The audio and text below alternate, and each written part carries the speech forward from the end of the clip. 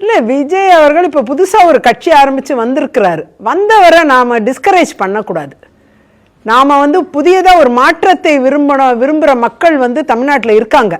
கொள்கை எதிரியாக சொல்கிறாரு, கொள்கை எதிரியாக சொல்கிறாரு. அவர் கொள்கை எதிரியாக சொல்கிறாரு, திமுக அரசியல் எதிரின்னு சொல்கிறாரு, எல்லாம் சொல்கிறாரு.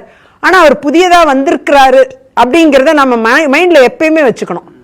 நம்மளோட சப்கான்ஷியஸ் பிரெயின்லேயும் சரி, கான்ஷியஸாகவும் நாம் அவர் வந்து புதியதாக யங்ஸ்டர்ஸ் விரும்பக்கூடிய ஒரு ஆளா வந்திருக்கிறாரு அப்படிங்கறத நம்ம நிதர்சனம் உண்மையா இருக்காது. ராகுல் காந்தி அப்படி இருக்கும்போது சொன்னோம், இதே விஜய் வந்து புதுசா வந்திருக்காரு நம்மளே சொல்றோம். இல்ல இப்ப நீங்க அவர் அந்த காலகட்டத்தில் அவர் வந்தப்ப அவருக்கும் ஒரு ஈர்ப்பு இருக்கதான் செஞ்சது, இந்திய அளவில் இருந்து.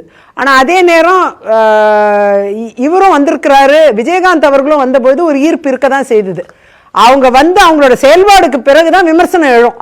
அது வரைக்கும் நாம வந்து அவங்களோட செயல்பாடுக்கு பிறகுதான் நம்ம பேசணுமே தவிர அவங்க தேர்தல் செயல்பாடுகள் இல்ல இப்ப ஏதோ செயல்பாடுகள் இருக்கு. தேர்தல் செயல்பாடுக்கு அப்புறம் தானே அவங்கள உண்மையாவே அவங்களோட திறன் என்னன்னு தெரியும், மக்கள் மத்தியில என்னன்னு தெரியும். சாதாரண குற்றச்சாட்டு வச்சாவே கடுமையா எதிர்த்து பேசுறீங்க.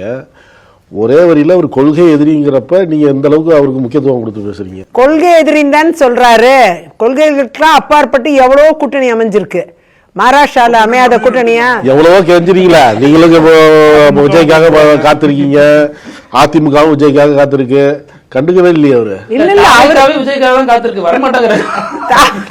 நீங்க தான் கரெக்டா சொன்னீங்க, தாவேக்காக அவருக்காக காத்துக்கிட்டு இருக்கு. ஆகையால நாம வந்து அவங்க என்ன முடிவு எடுப்பாங்கிறத நம்ம பொறுத்து இருந்து பார்ப்போம். ஆனா அதே நேரம் கொள்கை எதிரின்னு சொல்றாங்க. எவ்வளவோ கொள்கைகளுக்கெல்லாம் அப்பாற்பட்டு சிவசேனாவும் காங்கிரஸும் ஒன்னா சேரலையா மகாராஷ்டிரால?